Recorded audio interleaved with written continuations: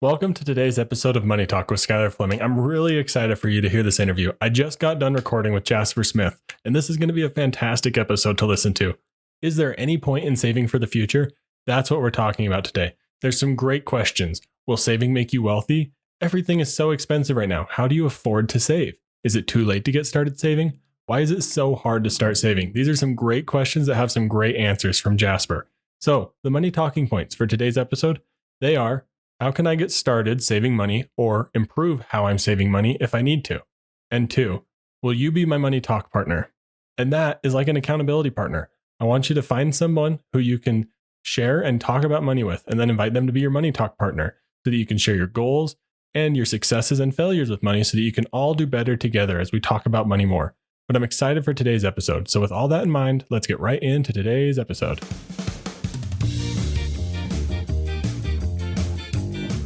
You know, we don't talk about money enough. It's a topic that gets ignored for some reason, even though it plays a role in everyone's day-to-day life. Well, this issue is what brought Money Talk with Skylar Fleming to reality. I know you're probably busy and don't have time to research and learn about all the things that go into personal finance, but that's where this podcast comes into play. I'm your host, Skylar Fleming, and I'm here to do the research and learn all the extra stuff about personal finance for you. The goal is to simply get us talking about money, so let's get talking.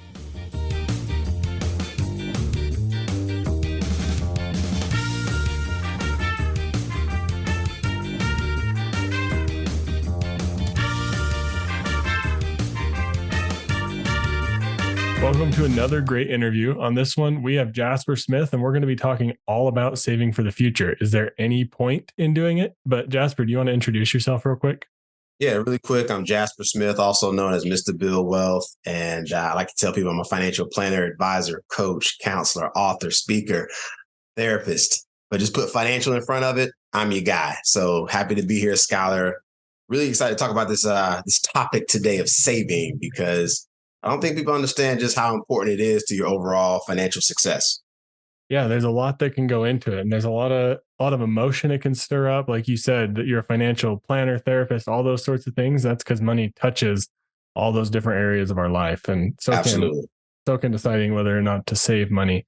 But let's just start off with a question that I think a lot of people think about or are curious about, but saving, it won't make me wealthy, will it? Can I get wealthy just from saving alone?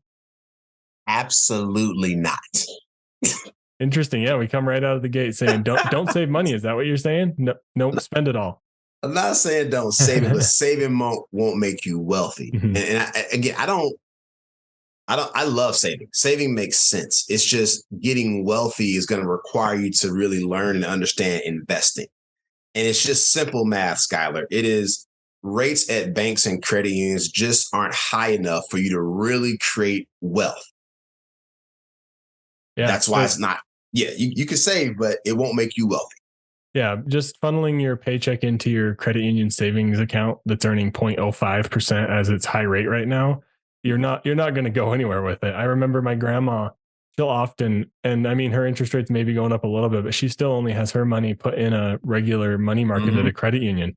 And I'm sitting here telling her, I'm like, you could even just have a different bank account and be making more money than that, let alone having it invested well. Like, yeah. So she likes to complain. She's like, I remember when I used to be getting maybe hundreds of dollars on this account. And I'm like, you just got to put it in the right place. You do agree. And that's hard too for people of a certain age where rates were a lot more favorable in a banking or credit union setting. But just imagine if the banks or credit unions were paying those types of rates, what was the stock market doing or the real estate market doing in comparison to those higher rates? And so the reality is, if you had to do a comparison of those who chose not to take, we'll call it more risk, we know who won that battle over a longer period of time. I had that thought too before. I was like, once I really started to understand, because I was a kid when she was telling me these things at first, and I was like, well, okay, banks suck. But now as I look back and think on it, I was like, wow, if she would have been in the right places, especially like in the latest run the stock market's had before we've been adjusting and stuff, she could have really been making some money. So absolutely. So yeah, that covers that. You're not going to get wealthy just off of funneling money into a regular savings account. But people say they should invest in the stock market, but right now it seems like it's only going down. So why bother with that? So I don't want to bore you with history of stock market returns, Scholar, but if anybody's interested, take a look to see what the S&P 500 has done since the Great Depression. You'll become a fan of investing because honestly, depending on what time frame you're looking at, it's brutal. And so the key is once it gets really bad, it gets really good shortly after. We never know how quickly it'll turn around. I'll give you an example. 08, 09 was pretty rough. Most people can remember where they were in 08, 09. So the bottom of the market, they called it March of 2009. And then for the next 10 years, the stock market went up. Could I interest you in investing? So I know it was rough, but depending on where you are on your, I like to call it your build wealth journey, I think staying in the market makes sense because there are going to be those ups and downs. But even with those down times, over time, I will still outperform that savings account. Like I know that to be true because I've lived it. You've probably lived it where, yeah, it got a little rough, but look how I bounced back because I was willing to stay in if that's the decision that I made. Yeah, that's what my wife and I are having those conversations right now where we were young when 08 and 09 happened. We weren't really like this is our first experience, I would say, with investing. I mean, we've only been married for just about 3 years. So like we haven't been doing a lot with money together, but now we're starting to go through a period where that 401k balance isn't always going up every day. Like we're down in our IRAs and things like that. And we're experiencing those emotions for the first time. But I keep telling her like, hey, let's just hold on. We're fine. And we're able to get by. Like we don't need that money right now. And then on the other side of this investing journey, when it starts going up and who knows, you never know. It may go up for 5 straight years, 10, 20, who knows? But like to miss out on that growth plane that it's going to have is just, in my opinion, not worth staying out of it. Yeah, agreed. Yes. And even though we know that to be true, something in our minds is still telling us to not do it. And it's partly the media, it's partly, like you said, your spouse, your significant other, it's whoever you're surrounding yourself with. Because if you're talking to people like myself who have been in the industry for, over 15 years, we're going to have a downturn again. We'll have a nice upswing or a bull market. We're going to keep riding this kind of roller coaster as we go through life. But the question is, what did you do the last time it happened? So if you can do a more recent example, March 2020. Yeah. COVID hits. It's rough for literally the first 3 months. And then the remaining part of 2020, the stock market did incredible. But for that 3-month time span, if that was your first time investing, you hate the stock market. You hate investing because everything plummeted because of COVID. And then literally we got comfortable with being like at home and the market slowly just turned right around. If you look at the charts, March, it go down, down, down, down, down. March. Yep. Yeah, there's numbers out there that I can't rattle them off the top of my head, but like there's a certain time period where the S&P 500 returns like practically like rounding up from 99 billion nines, it's going to go up like almost 100% guarantee after a certain amount of time frame. Yeah. It's a patience thing. If we understand what we're actually doing and the goals that we set out for whatever funds we're investing or saving, that'll help dictate, how you kind of move.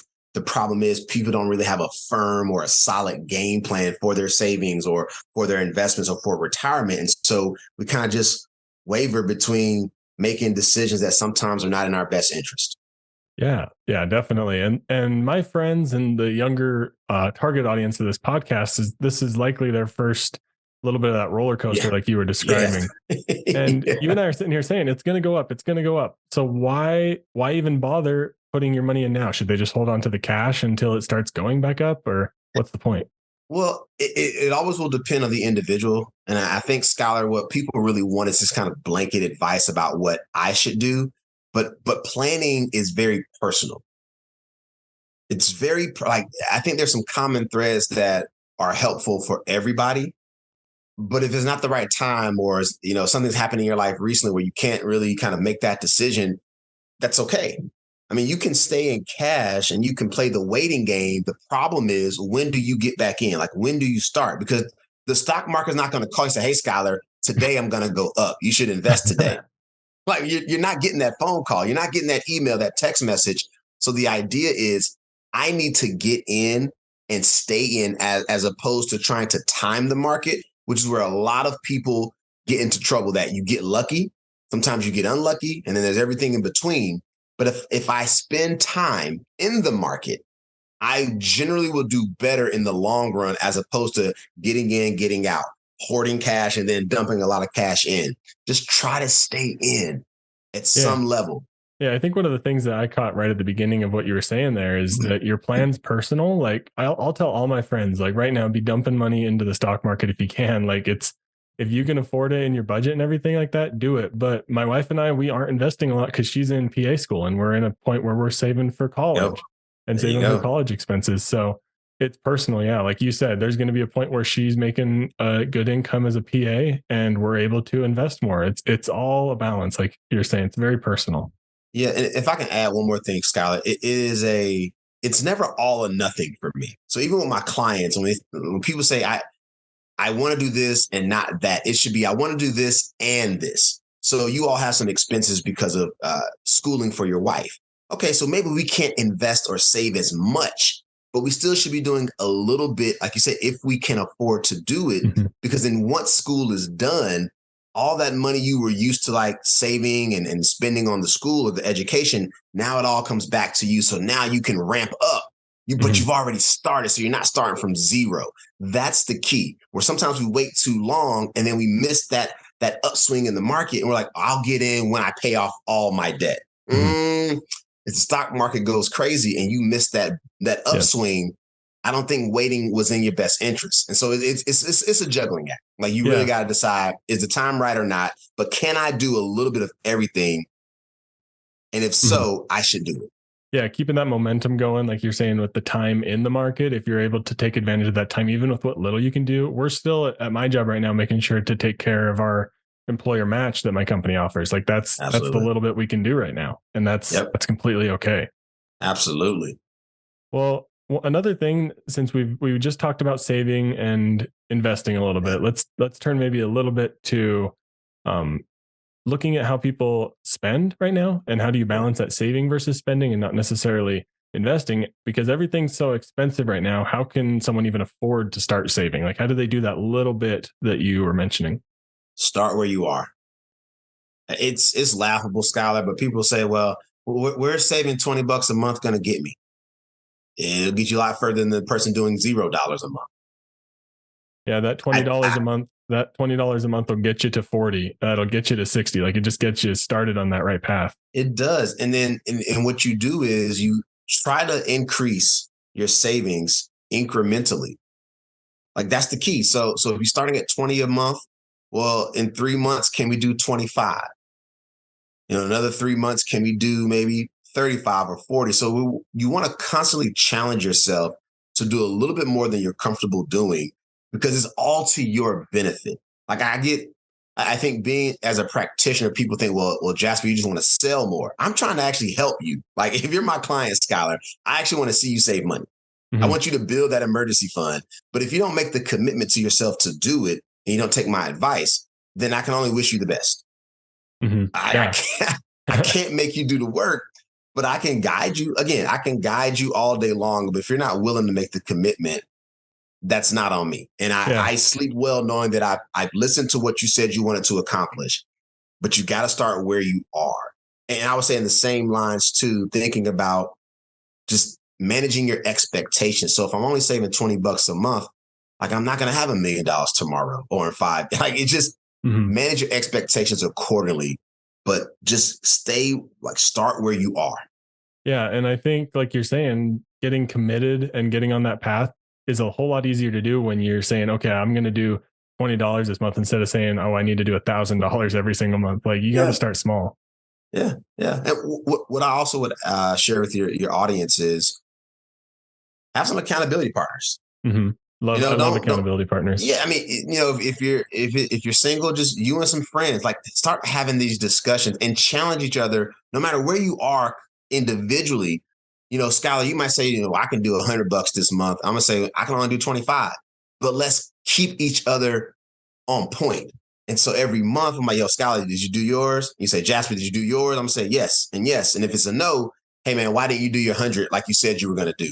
So then you kind of build in this. We're all trying to help each other, but we're working on our stuff individually. And I think there's that's when you build that sense of community, you don't feel like you're the only one who's struggling with saving or budgeting or whatever the issue is. You just won't feel so alone. And then that also is what encourages you to keep going, because you'll see somebody who you know, like, and or trust, like your friend. You're like, if they can do it, there's no reason why I can't do it.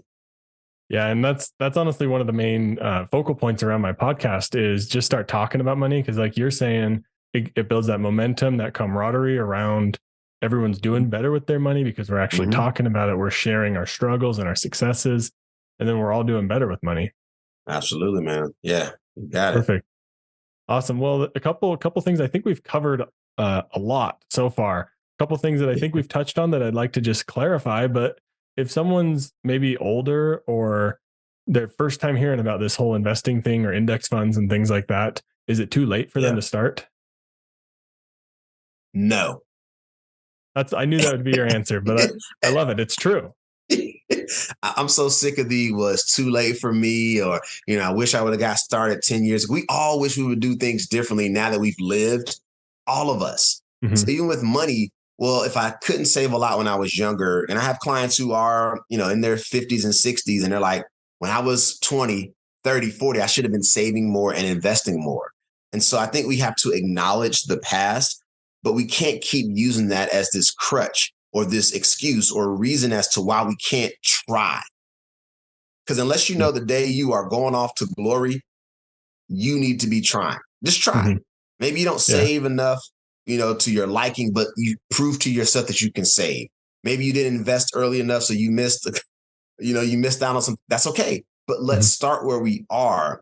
And so it's never too late unless you tell yourself it's too late, then it's too late. Yeah, you got to keep that open mindset towards it. But that mindset can be hard. Why is it so hard to start saving, whether you're young or old? Couple of reasons. It's one, a lot of our families didn't talk about money. So you grew up in a house where bills got paid, food was on the table, but nobody really talked about the process of doing that. And so if you didn't talk about it, then perhaps there wasn't an example. So some of us just don't even know what it looks like to do it. We've heard it in theory, but we can't say, hey, my mom, dad, cousin, sister, brother talked about how they saved money and why. And again, we talk about having this conversation and having it consistently. We don't have those examples.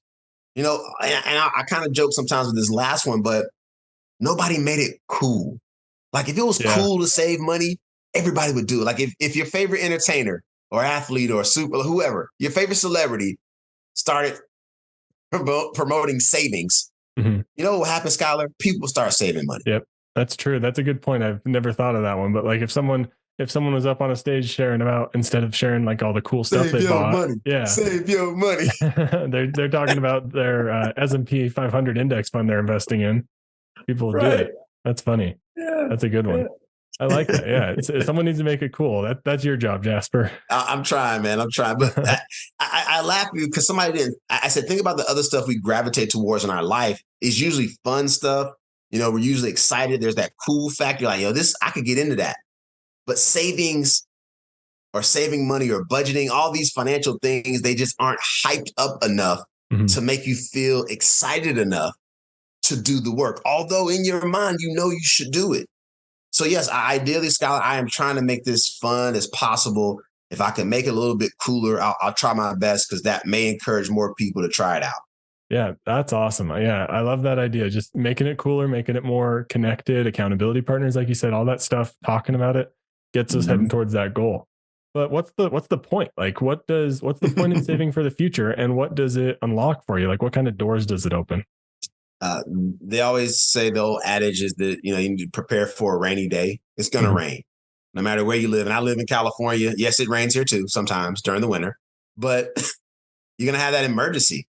And it's nice to be able to say, you know what? An emergency came up and then it becomes a minor inconvenience because we had the cash. Yeah, I've used that same term on some of my previous episodes about the emergency fund. Like I say, it's an emergency if you don't have an emergency fund. That's right. That's my go-to. You got to get that rainy day fund there because it's going to happen. And in reality is when you don't have it, everything will be an emergency. And then as soon as you started saving money and you have it, not much will happen. It's almost like why that's just how the universe works, where you're glad you have it if something does ever pop up. But it's hard for the folks who have never had one to understand what life is like. So I think that's a very big reason as to why you want to save. But also maybe you are saving for the house or the down payment for a car, a boat. Maybe it's just a vacation. A lot of people save up, and that I think that's a very valid reason is let's save some money so we can enjoy this vacation. Yeah. Yeah. I like that. People have just never experienced having that safety net, because when you don't have it, simple things like filling up your gas tank sometimes can be an emergency because you got to get to work. Facts. That stuff. And that can be really challenging because that's emotionally draining on you, because it can maybe be embarrassing, or there's a whole lot that can come with that. But like those sort of things don't have to be emergencies. Yeah. Yeah. Hopefully we can get past that. Like, I don't even know why people are so afraid to do it. Like, we know life is going to happen to all of us, but there's still that block, whether it's in our mind or it's emotionally. I don't know what it is, Skylar. But like the fact that we know stuff will happen as long as we keep living, and yet people still aren't proactively working on improving their savings levels. Yeah, it's interesting. Hopefully something clicks and just things change. And one of the things I talk about is I wonder how different like just the economy would look if credit card debt didn't exist. Like that'd be crazy. Like that sort of stuff. When you start thinking about it and start thinking about ways that people could change their financial life, it gets you real motivated to help people. Yeah. The world will look way different. Yeah. Way different. Awesome. Well, I think that this has been a fantastic conversation about saving, a little bit of spending, and investing for the future. I hope everyone listening got something from this. I know I did. There's been some great insights shared. So thanks, Jasper. Was there anything you wanted to share with the audience, how they can find you and all that sort of fun stuff? Yeah. Last word I'll say is just believe you can do it. And again, I think if you can just start where you are and then gradually make the enhancements to the program. So again, if you're starting out at $20, see how quick you can get to 25 to 30. Like, make it a game, make it fun, make it a challenge, grab some other people to hold you accountable, and all of you do it together. And so this is, a lot of like my mission with the Build Wealth Movement, which is my organization, is I want people to really just get comfortable talking about money, changing the way we think about money, and addressing or discussing the emotions that are attached to a lot of this financial stuff, because the stress is what's eating people alive. And I'm trying to do my best to help alleviate a lot of that stress. So if folks want to check out some more of my work, they can find me at thebuildwealthmovement.com. You'll see a lot of resources on there. If you want to connect, you can reach out. I'm pretty heavy on LinkedIn at the moment, and a little bit on Instagram. I'm trying to revamp some Instagram stuff, but on Instagram, I'm at Mr_buildwealth. So again, thebuildwealthmovement.com is where you can find all of my stuff. Instagram at Mr_buildwealth. And feel free to tap in with me on LinkedIn at Jasper Smith. You'll see my face. I even have Mr. Build Wealth in the title. So if you're like, can't remember his name, just type in Mr. Build Wealth. I'll probably pop up somewhere on the internet. Well, thank you so much to Jasper for coming on for another great interview. A couple of quick takeaways that I think are going to be really helpful for you. A couple things that I noted. You're not going to get wealthy off of saving, at least not at a bank. Make sure you're looking at the stock market. There's plenty of episodes on my podcast about simple investing. Start there. It's a great place to start. Look at things like the S&P 500. Another great takeaway, planning is personal. You're going to have to figure it out for yourself. There's a balance. We said the word balance a bunch of times on this interview, which is perfect because that's what it is. You got to make sure you're looking at your situation and figuring out what works for you. And make sure you start where you are. Start with the small growth and the small little pieces of momentum that are going to carry you forward. And one of my favorite things that goes into what our conversation was about is the idea of the automatic millionaire. And that book talks about how you can very likely save a decent percentage of your money and not even notice it. So make sure you go back and look at some of the episodes about automation and becoming an automatic millionaire. I have one coming up next week about how to automate your wealth journey and that whole thing. And it's super fun. That's a fun conversation. So stay tuned for next week and make sure you subscribe and make sure you invite your friends to have a money talk with you. But next, let's wrap up today's episode.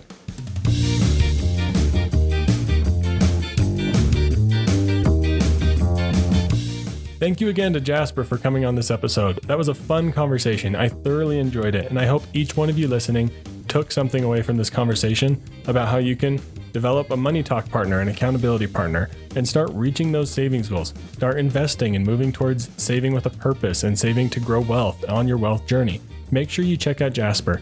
His information is all in the show notes, his website, and everything you need to know to find and contact him. If something he said resonated with you, please reach out to him and contact him and start working with him if you need to.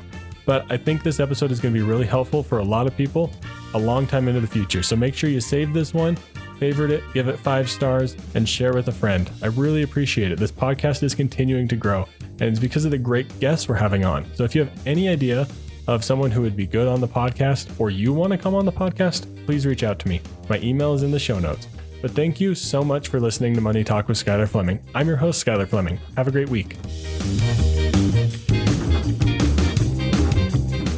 Thank you for listening to Money Talk. The Money Talk show is provided for informational and entertainment purposes and should not be used for personal or specific financial advice. Every situation is unique and different. Please make sure to do your own research for your personal financial situation.